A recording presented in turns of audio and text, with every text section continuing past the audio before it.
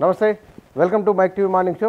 తెలుగు దినపత్రికల్లో వచ్చిన ప్రధానమైన వార్తలు ఏమిటో చూద్దాం. ముందుగా ఆంధ్రజ్యోతిలో ట్యాపింగ్ కేసులో 10 మంది పైగా బీఆర్ఎస్ నేతలు అనే వార్త మొదటి పేజీలో. ఇందులో విచారణలో రాధాకిషన్ రావు వెల్లడని, ఎవరెవరు ఏ ఆదేశాలు ఇచ్చారో పూసగుచ్చినట్లు వివరణ, టాస్క్ ఫోర్సులో చేసిన అవకతవకలపైన ప్రశ్నలు, న్యాయ నిపుణులతో చర్చించి 200 ప్రశ్నల చిట్టా, కీలకమైన వాటికి జవాబులు రాబట్టిన దర్యాప్తు అధికారులు, నేటితో ముగినున్న రాధాకిషన్ పోలీస్ కస్టడీ, ముందస్తు బెయిల్ ఆలోచనలో ప్రభాకర్ రావు, న్యాయ నిపుణులతో ఎస్ఐబి మాస్ చీఫ్ చర్చలు, ప్రణీత్ రావు ఉపయోగించి ద్విచక్ర వాహనం సీజు, ఈ కేసులో వచ్చే వారం కీలక మలుపులను. ఇందాక పోలీసు అధికారుల సంబంధించిన విచారణ ఉన్నదిగా, రాబోయే రోజులలో రాజకీయ నేతల వైపు ఫోన్ ట్యాపింగ్ కేసు మల్లుతున్నట్లు దానికి సంబంధించిన కథనాన్ని ఆంధ్రజ్యోతి మొదటి పేజీలో హైలైట్ చేసింది.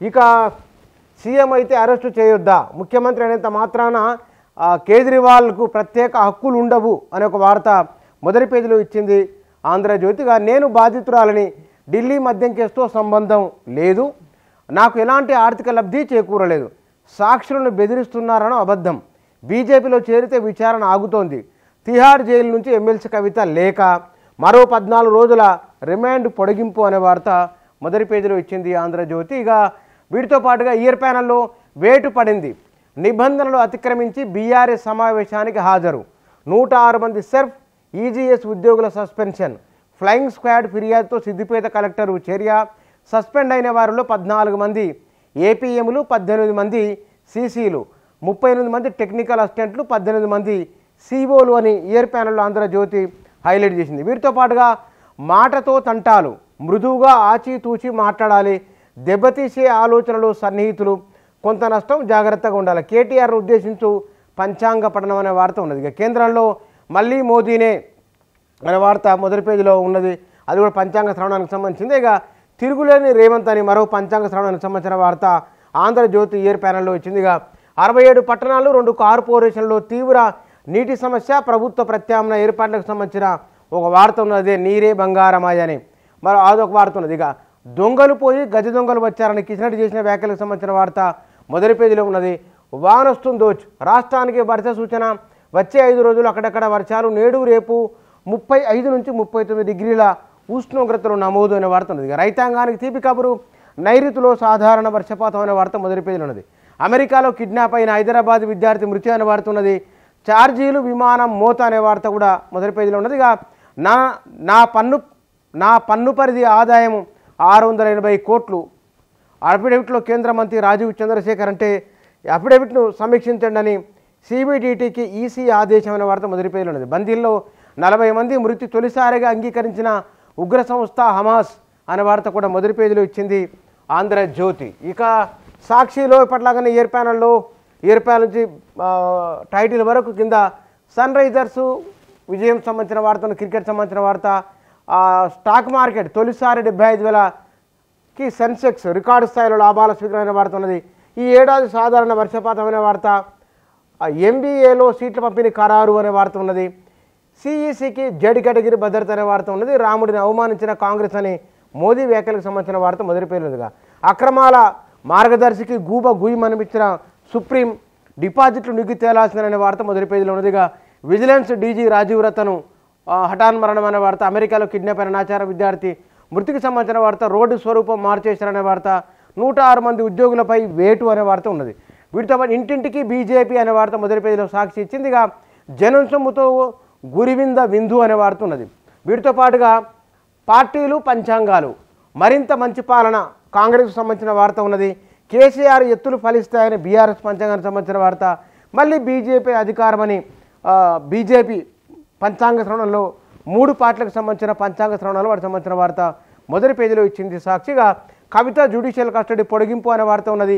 కేసులో నేను బాధితురాలని, ఇందులో నా ప్రమేయం లేదు, ఎలాంటి ఆర్థిక ప్రయోజనం పొందలేదని కవిత చెప్పిన లేఖకు సంబంధించిన వార్త ఉంది. కర్ణాటకలో మాదిరిగానే దగా, కాంగ్రెస్ పార్టీపై కిషన్ రెడ్డి ఫైర్ అనే వార్త ఉన్నది. అరవింద్ కేజ్రీవాల్ అరెస్టు సబబే, నిబంధనల ఉల్లంఘన జరగలేదు, ఈడీ వద్ద సాక్ష్యాధారాలు ఉన్నాయి, ఆయనను ఈడీ కస్టడీకి అప్పగించడం చట్టవిరుద్ధం కాదు అని ఢిల్లీ హైకోర్టు తీర్పు అనే వార్త ఉన్నది. చాక్లెట్ల మందుల అనే వార్త ఉన్నది. కొందరు డాక్టర్లు ఎడాపెడా మందులు రాస్తున్నారని దానికి సంబంధించిన వార్త ఉన్నది. ఇక జూన్ వరకు నీటి సమస్య రాదు, తాగునీటి సరఫరాపై ప్రభుత్వ ప్రకటన అనే వార్త ఉన్నది. టెట్ దరఖాస్తు గడువు పెంపు అనే వార్త కూడా మొదటి పేజీలో ఇచ్చింది సాక్షి. ఇక ఈనాడులో ప్రధానమైన వార్తగా ఇక మాటల మంటలే 28 రోజులు 50 సభలు. రాష్ట్రంలో ఎన్నికల ప్రచారం సిద్ధమైన 3 ప్రధాన పార్టీలోని ఒక పొలిటికల్ స్టోరీ మొదటి పేజీలో ఉన్నదిగా. కొమ్మ పూసింది కాయ కాసిందని ఉమ్మడి నల్గొండ జిల్లా గరిడేపల్లి సంబంధించిన ఒక మామిడి చెట్టుకు కాచిన కాయలను ఫోటో మొదటి పేజీలో ఉంది. బాగుంది ఫోటో. గాలివానలకు చెట్టు కొమ్మ విరిగిపోయింది, అయినా మోడు చిగురించి గుత్తులుగా కాయలు కాసింది. సూర్యాపేట జిల్లా గరిడేపల్లి మండల కేంద్రానికి చెందిన మోదాల గంగయ్య పొలంలో విరిగిపోయి ఎండిపోయిందనుకున్న మామిడి చెట్టు కొమ్మ చిగురించింది. ఆ చిగురే మామిడికాయల రూపంలో ప్రతిఫలించింది. ఏకంగా 55 కాయలు ఒకే చోట కాసి చూపరులను ఆకట్టుకుంటుంది అని ఒక ఫోటోతో కూడిన వార్త మొదటి పేజీలో ఇచ్చింది ఈనాడుగా. విజిలెన్స్ డీజీ రాజీవ్ రతన్ హఠాన్మరణం అనే వార్త ఉన్నది. 23 వరకు కవిత కస్టడీ పొడిగింపు అనే వార్త. కేంద్ర రాష్ట్ర ప్రభుత్వాల వైఫల్యాలపై గలం కేసీఆర్ ఎన్నికల సభలకు సంబంధించిన వార్త.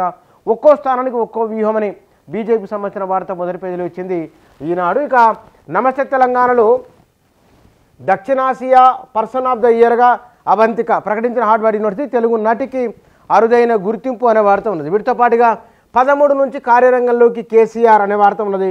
4 రోజులు వర్షాలు అనే వార్త. వడ్లకు వానముప్పు అనే ఒక స్టోరీ ఉన్నది. సీనియర్ ఐపీఎస్ రాజీవ్ రతన్ హఠాన్మరణం అనే వార్త.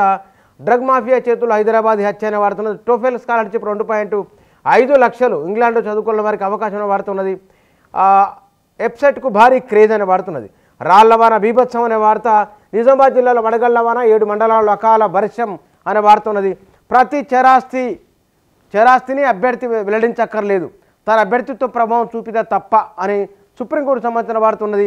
బీఆర్ఎస్ కార్యకర్తలపై కాంగ్రెస్ దాడి అనే వార్త ఉన్నది. ఇది ఖమ్మం జిల్లా పండితాపురంలో జరిగిన ఘటనకు సంబంధించిన వార్త. ఇక తెలంగాణలో రాహుల్ ట్యాక్స్ అనే వార్త. కిషన్ రెడ్డి వ్యాఖ్యలకు సంబంధించిన వార్త ఉన్నది.